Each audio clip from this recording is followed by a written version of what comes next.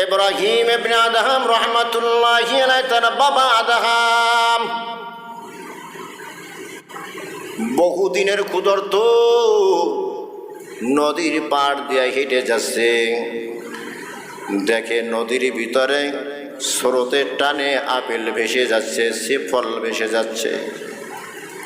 ক্ষুধার তাড়না সহ্য করতে পারে নাই, একটা ফল ধরিয়া তাড়াতাড়ি বিসমিল্লাহ বলে খাইল।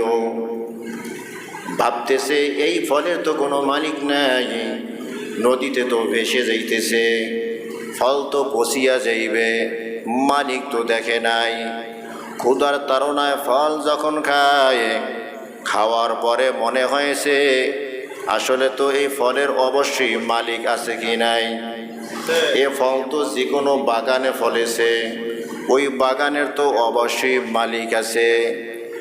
যাকে জিগায় কেউ বলতে পারে না কোথায় বাগান, ফলের বাগান। মনে মনে ধারণা করে আসলো যেহেতু নদীতে ভেসে এসেছে, অবশ্যই এই বাগানটা নদীর কিনারায় হবে। নদীর তীর ধরে আদহাম রহমাতুল্লাহি আলাইহি হাঁটতেছে। হাঁটতে হাঁটতে অনেক দূর চলে গেছে, গিয়ে দেখে বিশাল নদীর কিনারায় বাগান।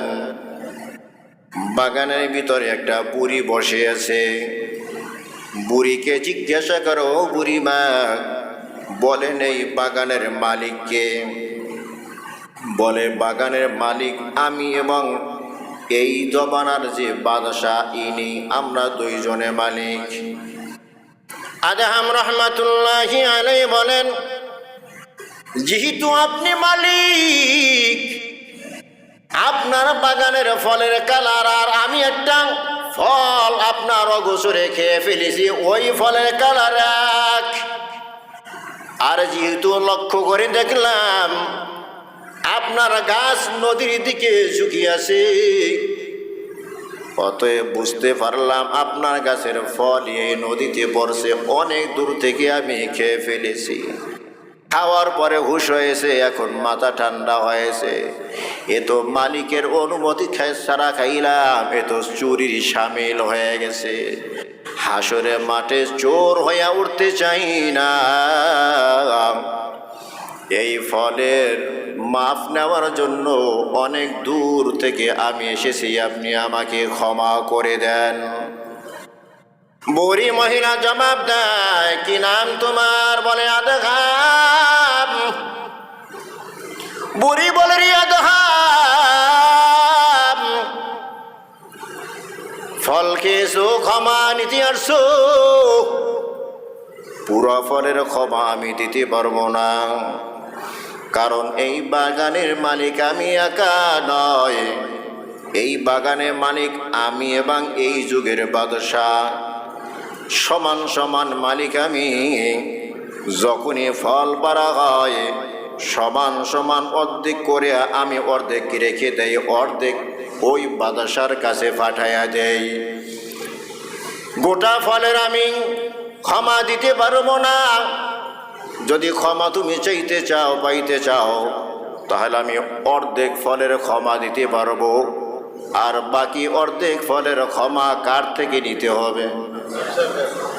বাদশার কাছ থেকে নিতে হবে। কোথায় আবার বাদশাহ? এ বাদশাকে খুঁজতেছে খুঁজতেছে, বাদশার কাছে যাওয়া তো এত সহজ না। অনেক কষ্ট করে যখন বাদশার দরবারে হাজির হয়েছে, উজিরেরা নিয়ে বাদশার কাছে হাজির করে দিয়েছে। কি তোমার নাম? বলে আমার নাম হলো আদহাম।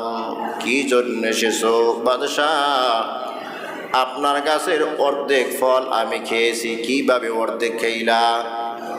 বলে অর্ধেক না, পুরোটাই খেয়েছি, কিন্তু অর্ধেক ফলের ক্ষমা হয়েছে, বাকি অর্ধেক ফলের ক্ষমা হয় নাই। ওই অর্ধেক ফলের ক্ষমা নেওয়ার জন্য আপনার কাছে হাজির হয়েছি। সুবহানাল্লাহ, জোরে কর। আজ আমরা একজনের মাল আর একজনে খাই, অনুমতি ছাড়া আছে না নাই? টাকা দিয়েছে, বিপদে পড়েছে, বিপদে পইরা টাকা নিছে, এখন যে টাকা দিছে সে অপরাধী হয়ে গেছে, আছে না নাই? পিছনে দৌড়ায়, জুতা ক্ষয় হয়, যে টাকা নিয়েছে সে এখন ধরাছোঁয়ার বাহিরে, অপরাধী যে টাকা দিয়েছে সে এখন হয়ে গেছে। এমন আছে না নাই? ওই আখিরাতের ভয় নাই। আখিরাতের যদি ভয় থাকতো তাহলে আর এমনটা করতে পারতো না, কারণ বান্দার হক বড় কঠিন। আল্লাহর হকের চেয়ে বান্দার হক বড় কঠিন। আল্লাহর হকের গুরুত্ব বেশি আর বান্দার হক কঠিন বেশি। আল্লাহর হক গুরুত্বপূর্ণ বেশি, বান্দার হক কঠিন বেশি। আল্লাহর হক নষ্ট করলে আল্লাহর কাছে ক্ষমা চাইলে ক্ষমা পাওয়া যায়, বান্দার হক নষ্ট করলে আল্লাহর কাছে ক্ষমা চাইলে আল্লাহ ক্ষমা দেয় না, বান্দার কাছ থেকে নিতে হয়। কঠিন কোনটা? কোনটা? আল্লাহর হক নষ্ট করেছি, রোজা নাই, নামাজ নাই, পর্দা বসিদা নাই, হালাল হারাম বাঁচিয়া চললাম না, গভীর রাতে উঠলাম, কেউ দেখি নাই, কেউ দেখি নাই, 2 রাকাত তাহাজ্জুদ নামাজ আদায় করিয়া দরজা জানালা বন্ধ করিয়া যদি একটা ডাক দিতে পারেন, মালিক এই ঘরের ভিতরে তুমি আর আমি, আর দুনিয়ায় কেউ নাই, আল্লাহ অপরাধের পাহাড় নিয়ে তোমার দরবারে হাজির হইলাম, খাঁটি অন্তরে তওবা করলাম, মাফ করে দাও। এই অন্তরটা খাঁটি বানাইয়া বিশুদ্ধ বানাইয়া যদি তওবার দরজায় ফিরে যাও, আর যদি লজ্জিত আর শর্মেন্দা হইয়া 2 ফোঁটা পানি ছেড়ে দিয়া আল্লাহর দরবারে বলতে পারো, রব্বানা ও রব্বানা ও রব্বানা মাফ করে দাও জীবনের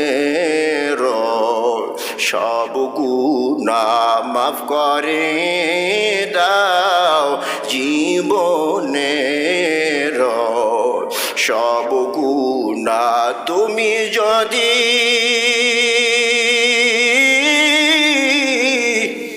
মাফ না করো বান্দারে, বলো তোমার বান্দা যাবে কার কাছে, বলো তোমার বান্দার উপায় কি হবে। এভাবে যদি অন্তরটা নরম বানায়া মাওলার দরবারে হাত তুলিয়া মাওলাকে ডাক দাও গভীর রাত, আল্লাহ বলে বান্দা অনুতপ্তের তোর চোখের পানি বের হইয়া নাকের আগে আগায় আসার আগে আগে আমি আল্লাহ জীবনের সব গুনাহ মাফ করে দিলাম। কিন্তু বান্দার হক যদি নষ্ট করো, আমি আল্লাহ কিন্তু বান্দার হক কখনো নষ্ট করব না। বান্দার শুধু টাকা পয়সা তুমি হক নষ্ট করলা তা নয়, এক বান্দার সাথে তুমি খারাপ আচরণ করেছো এটাও তুমি তার হক নষ্ট করেছো, কারণ ওই বান্দা তোমার কাছে ভালো আচরণ পাওয়ার কথা ছিল, ভালো আচরণের জায়গায় তুমি খারাপ আচরণ করেছো, তার হক নষ্ট করেছো। এই জন্য আল্লাহর আদালতে জবাবদিহি করতে হবে, ঠিক কিনা? বাদশা আশ্চর্য হয়ে গেছে, কিরে এমন মানুষ তো কোনোদিন দেখি নাই, কয়টা ফলের জন্য আসছে? কত? অর্ধেক ফলের ক্ষমার জন্য যেই বান্দা এত কষ্ট করে অনেক দূর থেকে আসতে পারে, এটা তো সাধারণ মানুষ, এটা তো সাধারণ কোনো মানুষ না, অবশ্যই এটা আল্লাহওয়ালা হবে। বাদশা বলে না, ক্ষমা দেওয়া যাবে না, তবে ক্ষমা পাইতে পারো, আমার একটা মেয়ে আছে, মেয়েটাকে বিবাহ করতে হবে, আমার একমাত্র মেয়ে, আমার মেয়ে বিবাহ করতে হবে, মেয়ের পরিচয় নাও। মেয়ে হলো অন্ধ, মেয়ে হলো আন্ধা, মেয়ে হলো ধ্যান্দা, কানেও শোনে না, চোখেও দেখে না, মেয়ে লুলা হাঁটতেও পারে না। এমন মেয়েকে যদি বিবাহ করতে পারো, অর্ধেক ফলের ক্ষমা তুমি পাইতে পারবা। করবেননি? হ্যাঁ, যারা বুড়ো আছেন এরা করবেন নি? না, ছেলেকে করাইবেন, কোন আত্মীয় করাইবেন। লুলা, কানে শোনে না, চোখে দেখে না। হ্যাঁ, আদাহামের অন্তরের ভিতর আছে কার ভয়? কার ভয়?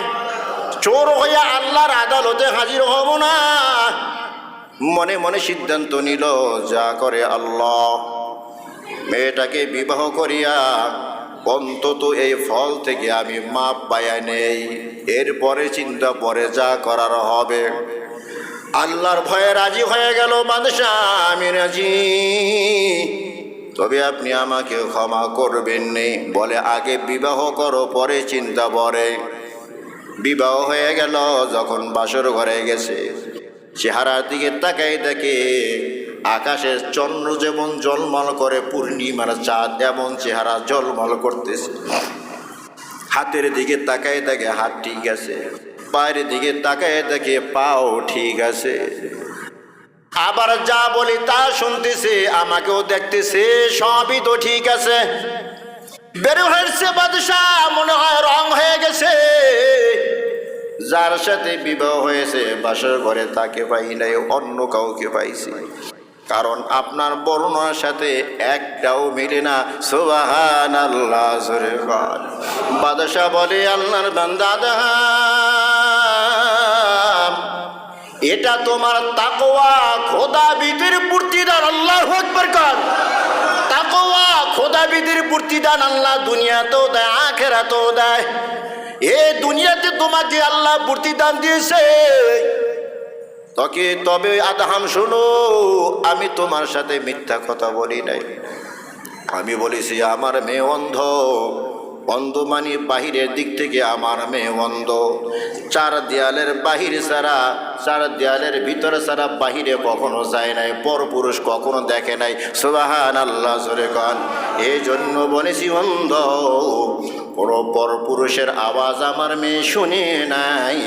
এই জন্য আমি বলেছি সে ধ্যানদা, আমি বলেছি তাকে আন্ধা, হাঁটতে পারে না।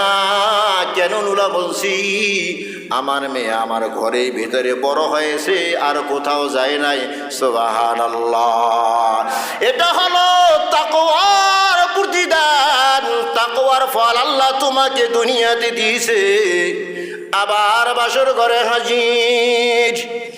বাসর ঘরে গিয়ে যায় নামাজটা বিছিয়া তাহাজ্জুদ নামাজে দাঁড়ায় গেছে। ফজরে আজান পর্যন্ত তাহাজ্জুদের দোয়া, মোনাজাত, কান্নাকাটি। আজান যখন হয়ে গেছে, সাথে সাথে মসজিদে হাজির হয়ে গেছে, সামনের কাতারে গিয়া বসছে। ফজরের নামাজ আদায় কইরা জিকির আজকারে মসজিদে বইসা গেছে। একদিন যায়, 2 দিন যায়, 3 দিন যায়। বাদশার বিবি ডাকিয়া বলে, ও বাদশাহ, মেয়েকে যে বিবাহ দিছো কার কাছে দিছো? এটা মানুষ নাকি হিজলা নাকি জি? কি খবর? সারা রাত মেয়ের কাছে ঘুমায়, তবে মেয়ের দিকে তাকায় না, তার জবানে তাকে মাওলার জিকির। আল্লাহু আকবার কান। রাত যখন গভীর হয়, ওযু বানায় যায় না, মাঝে বইসা যায়, তাহাজ্জুদ পরে দোয়া মোনাজাতে কান্নাকাটি করে, আমার মেয়ের দিকে তাকায় না। বাদশাহ বুঝতে পেরেছে আমার মেয়ের সাথে দৈহিক কোনো সম্পর্ক এখনো হয় নাই। সকালবেলা ডাক দিয়া বলে, আদম, আমার মেয়ের হক যদি তুমি আদায় না করো, তোমার হকও আমি আদায় করব না।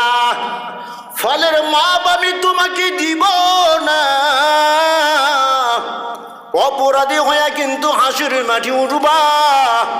আমার মেয়ের হক যদি না দাও। আদম রহমাতুল্লাহি আলাইহি আবার কিপে উঠলেন, চোর হইয়া আল্লাহর আদালতে হাজির হব না। না, আজকে আদম রহমাতুল্লাহি আলাইহি বিবির সাথে মিলিত হয়। কয়েক মিনিট সময় কাটাইয়া এরপরে ওযু গোসল করিয়া পবিত্রতা অর্জন করিয়া আবার তাহাজ্জুদ নামাজে দাঁড়াইয়া যায়। তাহাজ্জুদ নামাজে দাঁড়াইয়া যখন আল্লাহর সাথে কথোপকথন শুরু কইরা দিল, এখন দুই শান্তি মিলাইতেছে, দুই মজা মিলাইতেছে। তাহাজ্জুদের ভিতরে মজা বেশি নাকি বিবির সাথে যে মিলন করেছি ওই মিলনের ভিতরে মজা বেশি? যোগ বিয়োগ দিয়ে দেখে তাহাজ্জুদের ভিতরে যে মজা বিবির সাথে মিলন হওয়ার থেকে হাজার হাজার গুণ মজা বেশি। সুবহানাল্লাহ। নিজে একেবারে দুঃখবার ধরে রাখতে পারলেন না, আহ বলে একটা চিৎকার দিল, আহ কি করলাম, সময়টা আমি কোন মজার ভিতরে কাটাইলাম। আহ বলি একটা চিৎকার দিয়া দুনিয়া হতে বিদায় হয়ে যায়।